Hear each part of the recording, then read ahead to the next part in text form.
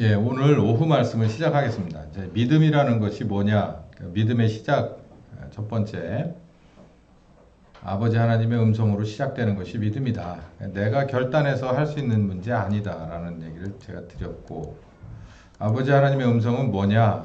우리를 죄인이라는 걸 깨닫게 하시는 거다. 사람이 아무리 죄가 이거다 저거다 아무 소용없고, 사람이 할 수 있는 모든 것으로도 본인이 죄인인 것을 몰라요. 인정하지 않습니다. 아버지 하나님만이 하실 수 있는 일이라 그분이 터치하시면은 이를테면 침례 요한이 막 욕을 쏟아내서도 그 욕 가운데서 자기가 죄인인 것을 깨닫고 나오게 되더라. 하나님이 그 안에 계셨기 때문이다 라는 얘기고, 죄인인 것을 알게 되면 결국 회개하지 않을 수가 없어요. 회개하면 결국 죽을 수밖에 없다. 이걸 깨닫고 나면 내가 어떻게 해야 살 것인가 라고 하는 본능적인 찾는 그런 본능이 발동을 하죠. 그랬을 때 예수님의 십자가에 대신 죽으신 공로와 효과를 값없이 우리에게 주셔서 두 번째 기회를 우리에게 주시는 것입니다. 그게 하나님의 공의죠. 이게 이제 하나님의 음성을 들으면서 우리들의 믿음이 시작됐다면, 누구에 관한? 예수 그리스도에 관한 믿음이 시작됐다면 자연간, 이건 굳이 이러라고 말할 필요도 없이 자연간 그 나를 구원하신 예수님을 대신 죽으셔가지고 나를 죽을 수밖에 없는 죄에서 건져내신 그분을 영접하는 것뿐만 아니라 뭔가가 더 있어야 되는데, 우리는 거기에 대해서 가르치지도 않고 그리고 강조하지도 않고 또 따라가려고 하지도 않는다는 거예요. 왜? 피곤하니까. 그래서 좁은 길이에요. 그래서 좁은 길을 인기가 별로 없다고 그랬어요, 예수님이. 그러나 그 길 가야 한다라는 얘기인데, 그 핵심이 바로 예수를 그리스도로 영접했으면 그리스도 대신 그 예수를 우리가 따라가야 돼요. 배워야 돼요. 경험해야 돼요. 그리고 온전하게 열매가 완성돼야 되는 거예요. 그게 바로 믿음의 여정이라고 하는 겁니다. 자, 두 번째로는 이제 믿음이 시작됐어요. 예수 그리스도가 누군지도 알았어요. 내가 죄인인 줄 알고 봤더니 큰일 났네. 근데 아버지 하나님이 내 아들이 너를 위해서 죽었어. 이 값을 내가 너한테 줄게. 그 은혜로 줄게. 그래서 그 예수님 때문에 내가 살 수 있는 기회를 얻었어요. 죄를 용서함을 받았다고. 그러면 그분에 관해서 좀 우리가 알아야 됩니다. 알아야 돼. 나를 구원하신 예수에 대해서 여러분 얼마나 아느냐라는 걸 고민해 봐야 돼요. 한 분 한 분 정말 진실된 인터뷰를 한번 해보면, 목사부터 시작해서 모든 성도들에게 당신을 구원하신 예수 그리스도에 대해서 얼마나 아십니까? 라고 물어보면 참 막막해요.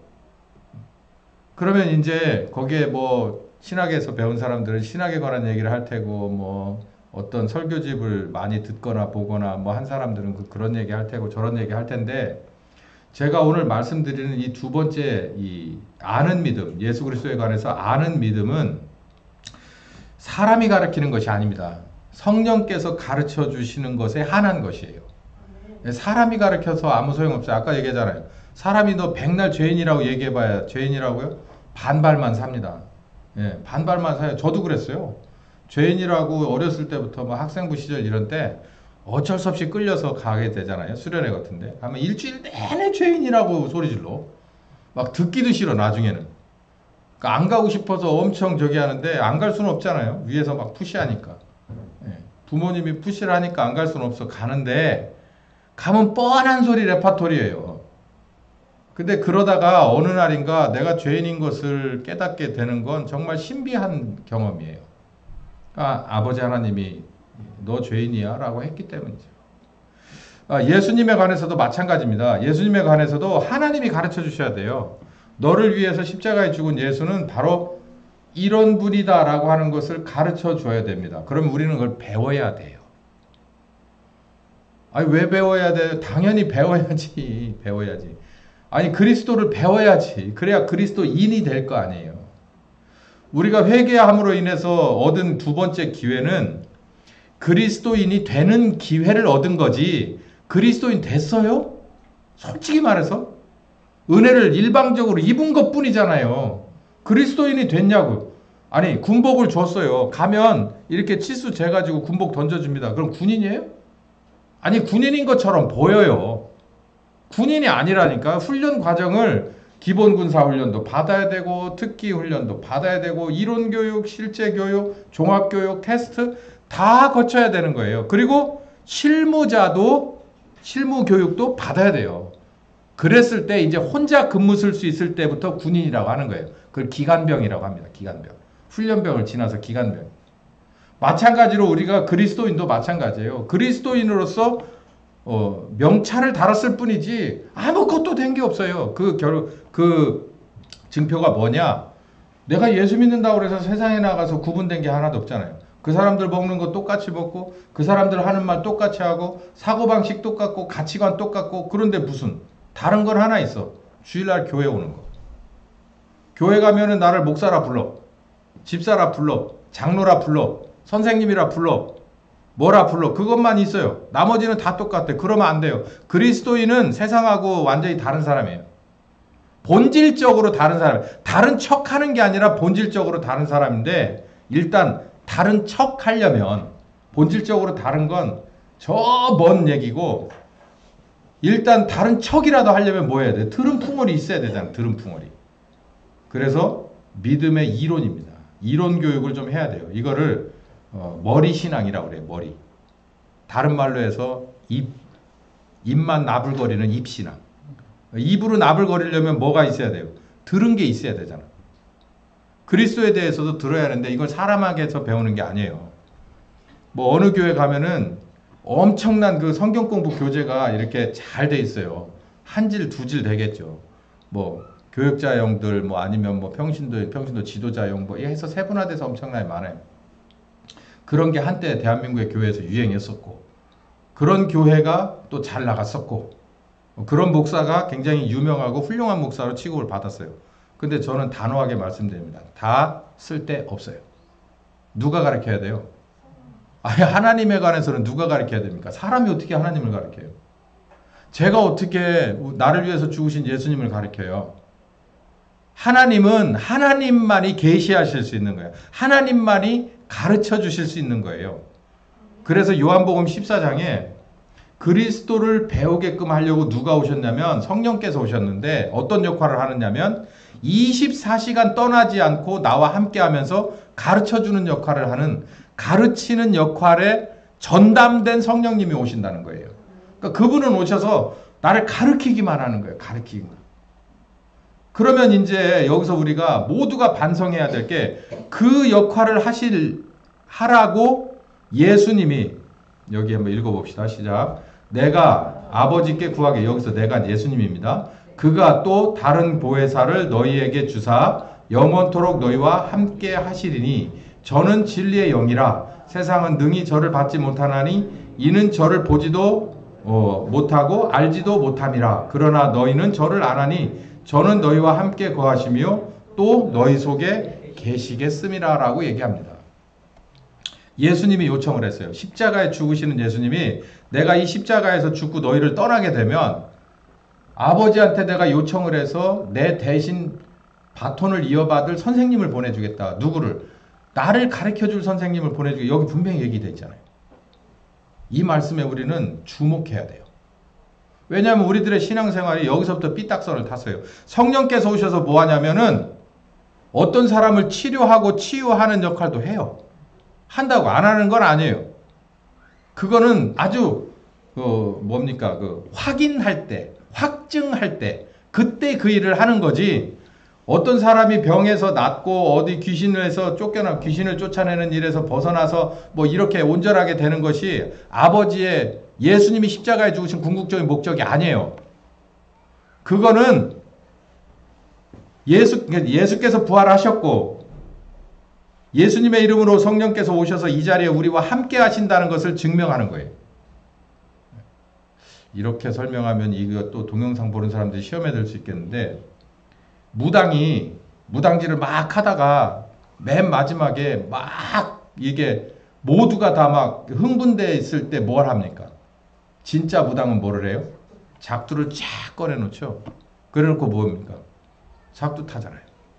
그러면 사람들이 반신반의하던 사람들이 뭐라 그래요? 이 사람 지금 와서 예언하는 것이 뭐다? 진짜다. 진짜. 뭐 메가더 장군님을 모시면 메가더 장군님이 오셨구나. 뭐 이렇게 되는 거예요. 이것도 마찬가지예요. 크게 다를 거 없어요. 예. 성경을 읽어보세요. 대부분 그런 식이에요. 특히 사도행전 2장부터 펼쳐진 모든 기적들은요. 대부분 10중 8구 복음을 전하고 예수가 그리스도인 것을 증명하고 그리고 난 다음에 이루어졌습니다. 왜? 지금 내가 너희에게 한 소리가 내 소리가 아니라 누구 소리라는 거예요? 하나님 소리라는 거예요. 이걸 보고서 미련하고 곰탱 같으면 이거라도 보고 뭐 하라는 거예요? 깨달으라는 얘기예요. 성령께서 오셔서 뭐만 하느냐면 가르친다는 거예요. 가르쳐. 이 보혜사 성령은 우리에게 호시탐탐 가르칠 기회만 노리는 거예요. 그래서 무슨 수를 써서라도 누굴 가르치느냐면은 25절에서 27절까지 보면 읽어봅시다. 노란색. 보혜사 곧 아버지께서 내 이름으로 보내실 성령 그가 너희에게 모든 것을 가르치고 내가 너희에게 말한 모든 것을 뭐하게 하리라? 생각나게 하리라 그랬죠. 그러면 15장에 가면 도대체 뭘 생각나고 기억나게 하는가를 보여요. 보십시다. 15절 여기 26 시작. 내가 아버지께로서 너희에게 보낼 보혜사 곧 그 아버지께로서 나오시는 진리의 성령이 오실 때에 그가 뭐 한다는 거예요? 나를 증거하실 거예요. 여기서 나는 누굽니까? 예수님이잖아요. 그러니까 예수님을 누가 가르치는 거예요? 이게 전매 특허거든요. 성령님만 가르치는 거예요. 그러니까 제가 설교하는 건 예수님을 가르치는 건데 껍질도 못 가르쳐요. 이건 아무 여러분에게 큰 효과가 없어요. 그냥 이게 아까 말씀드린 대로 울타리를 치고 제가 그분에 관해서 계속 듣든 안 듣든 고장난 라디오처럼 말을 하는 것 뿐이지 이걸로 인해서 여러분이 변하는 건 아닙니다. 중요한 건 여러분 한 사람 한 사람에게 누가 오셨냐면 보혜사 성령께서 오셔서 진리의 영이 오셔서 누굴 가르친다는 거예요. 예수님을 가르치려고 24시간 대기하고 있다는 얘기예요.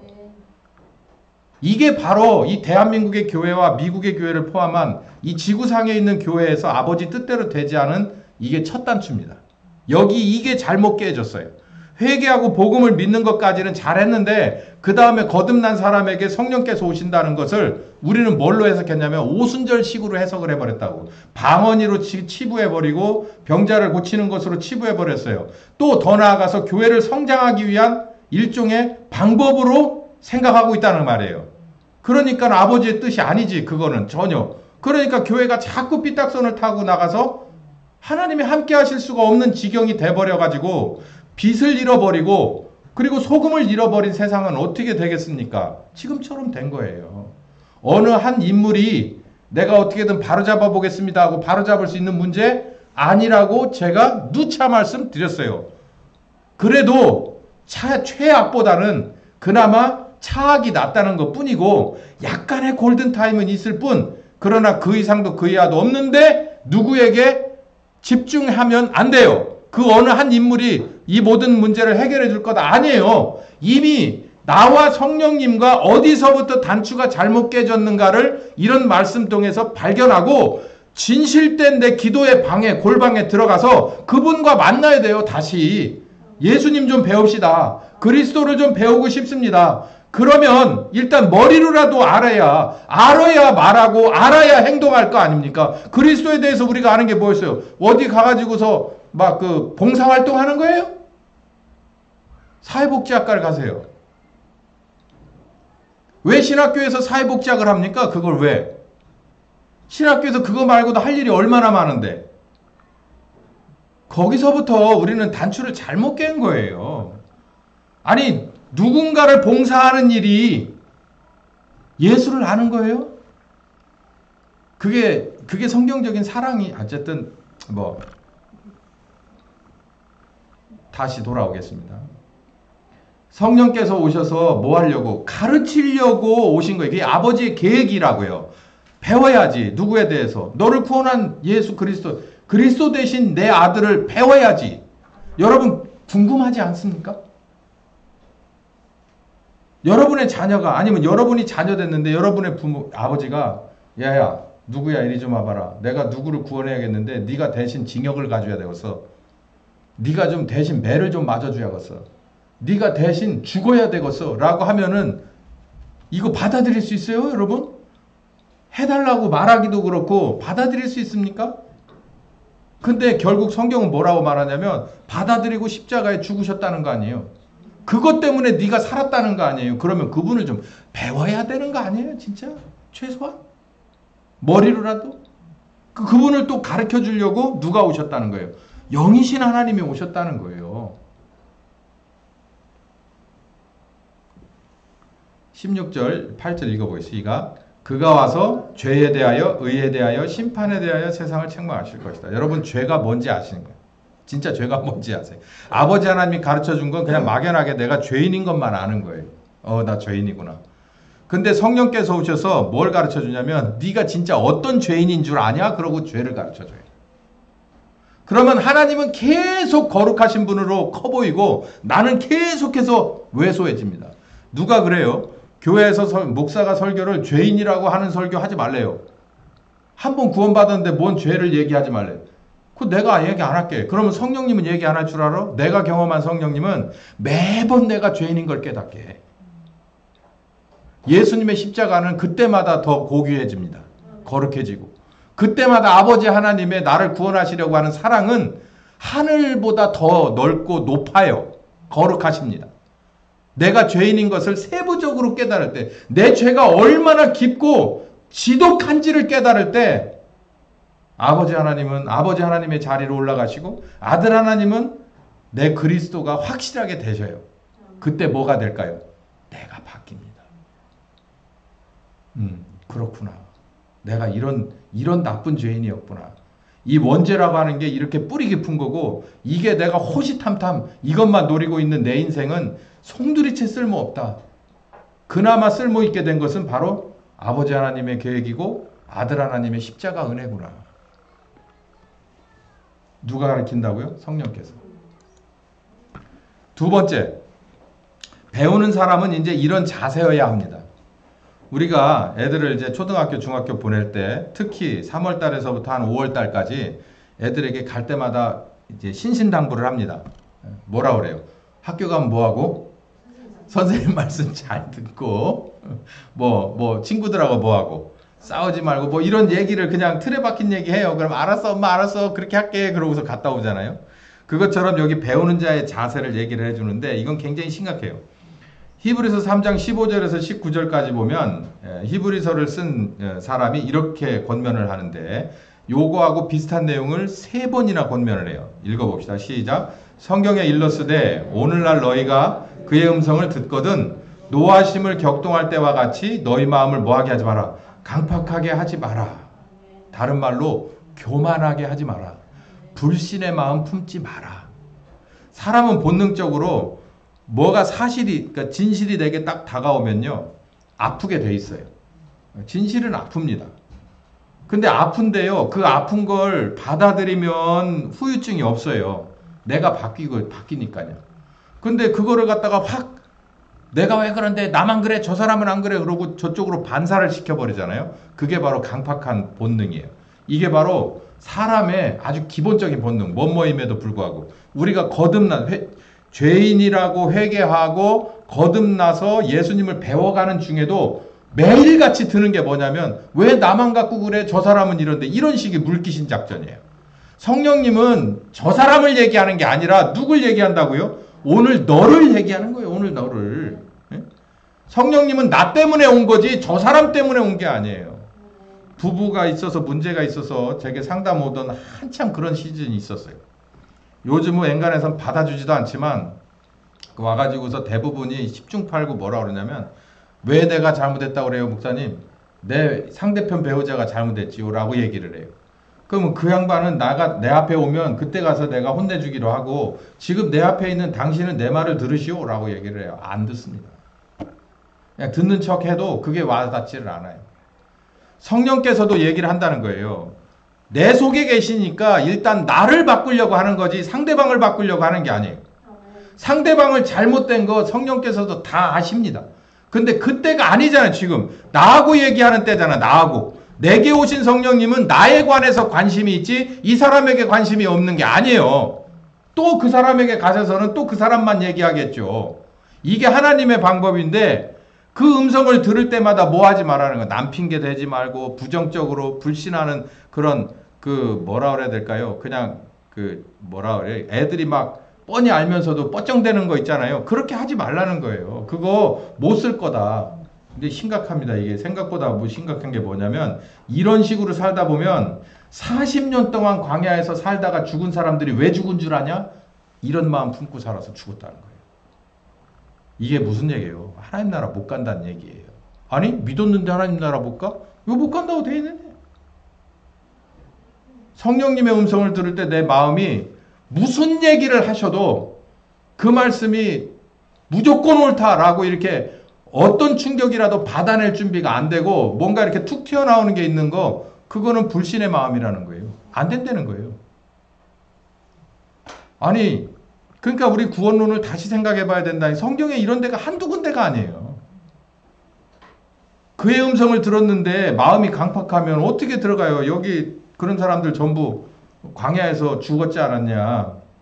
이로 보건대 저희가 믿지 아니함으로 능히 들어가지 못했다. 홍해를 뭐 10번째 재앙에서 통과했고 홍해를 건넜고 40년 동안 돌아다니면서도 항상 마음속에 뭐가 있었다면 불신의 마음이 있었다면 강팍한 마음이 있었다면 하나님은 아웃. 하나님의 젖과 꿀이 흐르는 가나안 땅에 못 들어가. 이건 신약에서도 마찬가지예요. 마태복음 16장 24절에서 25절까지 여기 이 노란 부분만 읽어봅시다. 시작. 아무든지 나를 따라오려거든 자기를 부인하고 자기 십자가를 지고 나를 좇을 것이라 그랬어요. 자기를 부인하라는 거예요. 네가 틀렸다는 거예요. 네가 틀렸다는 걸 인정을 하라는 거예요. 말씀이 맞습니다. 하나님 성령께서 오셔서 예수님을 가르치게 되면 반드시 내 부족한 점이 드러나게 돼 있습니다. 예수님을 배우란 얘기가 뭐냐면 예수님을 기준 모델로 놓고 나를 대보라는 얘기예요. 거기다가 예수님은 이런 분인데 나는 이런 사람인 것을 갖다 대보면 내가 문제 있는 걸 발견하지 않겠어요? 그래서 말씀의 거울이라고 얘기하잖아요. 그걸 누가요? 목사가 하는 게 아니라 성령께서 우리 속에 와서 깨닫게 해줄 때 성령님은 알아요. 이놈이 받아들이는지 안 받아들이는지. 안 받아들이면 그건 계속 누적되는 거예요. 변화가 없어. 새 창조되질 않아요. 그러니까 그 말씀을 받아들여야만 뭐뭐 하더라도 어떤 건 내가 아프고 쓰리고 어떤 건 화가 나고 분나더라도 이게 사실은 가만히 생각해보면 맞는 말이야 라고 받아들여야 변화가 있는 거예요. 그래서 너를 부인하라는 거예요. 말씀 앞에 정직하라는 거죠. 정직하라. 그래서 아무리 생각해도 내 본성은 부정하고 싶지만 사실 따지고 보면 이 말씀이 맞다. 그러면은 나를 부인하고 나를 거절하고 그리고 이 말씀이 맞다라고 인정을 하라는 거예요. 이런 자세를 가져야 뭐 할 수 있다는 거예요. 최소한 이론을 배울 수 있다. 믿음을. 입의 신앙이라도 되는 거예요. 그러니까 이런 거 요 정도는 해야 뭐 또 하느냐면은 나불나불 할 수 있는 거예요. 예. 이것도 없으면 그냥 이제 꿀먹은 벙어리가 되는 거예요. 그럼 뭔 줄 아십니까? 어떻게 되는 줄 아세요? 아무나 와서 채갑니다. 아무나 와서. 왜? 이론이 1도 없으니까. 한국교회에서 신천지에 왜 이렇게 교인들을 뺏겼게요? 신천지에 간 사람들이 다 에이스입니다. 교회마다. 가능성 있는 사람들이에요.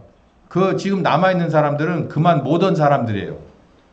말씀에 대해서 관심 있고 뭔가 이게 내가 어떻게 해야 될까를 고민하는 사람들 있죠. 가져다가 낚시하듯이 다 빼갑니다.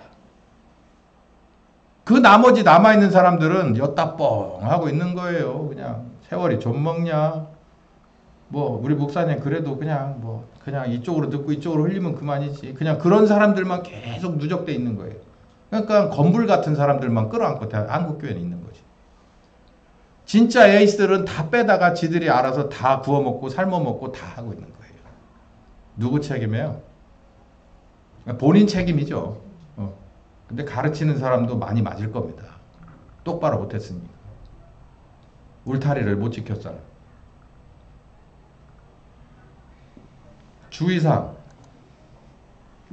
야고보서 2장 17절에서 18절까지 보면 행함이 없는 믿음은 죽은 거라고 얘기했습니다. 나는 행함으로 내 믿음을 너희에게 보여주겠다라고 야고보가 얘기했어요. 이게 무슨 얘기냐면요. 루터가 그리고 칼빈이 목숨 걸은 많은 사람들의 후예로서 마지막으로 깃발을 들었는데 그 사람들은 아주 유명한 종교개혁가가 됐어요. 그 당시에 유럽에서는 루터나 칼빈 이외에 그 이전의 사람들은 대부분 그런 얘기 하다 죽었어요. 유아세례 잘못됐다. 주의 만찬 화채설 잘못됐다. 뭐 이런저런 것들, 뭐 이렇게 구원을 돈 주고 팔고 사고 하는 게 이런 거 잘못됐다. 뭐 등등 해서 이거 잘못됐다라고 얘기한 사람들은 대부분 죽었습니다. 근데 루터나 칼빈은 왠지 살아남았어요. 그래서 루터는 뭐라고 외쳤냐면 오직 믿음으로. 칼빈은 하나님의 절대적인 주권이에요. 하나님의 은혜. 이 사람들이 나름대로 큰 교단의 시조가 됐어요. 그 중에 하나 루터. 오직 믿음으로. 오직 믿음으로는 무엇으로 할 수 있는 겁니까? 오직 믿음으로는 뭘로 하는 거예요? 입으로 하는 거예요. 입으로. 근데 성경을 보면 믿음은 뭘로 얘기하는 거라고 그랬어요? 행동으로 한다는 거예요. 행동으로. 그러니까 입으로 시인하는 것까지 좋다는 거예요. 그러니까 머리 신앙, 이론도 필요하다는 거죠. 근데 뭐가 있어야 된다는 거예요? 그 말한 대로 행동이 없는 건 안 된다.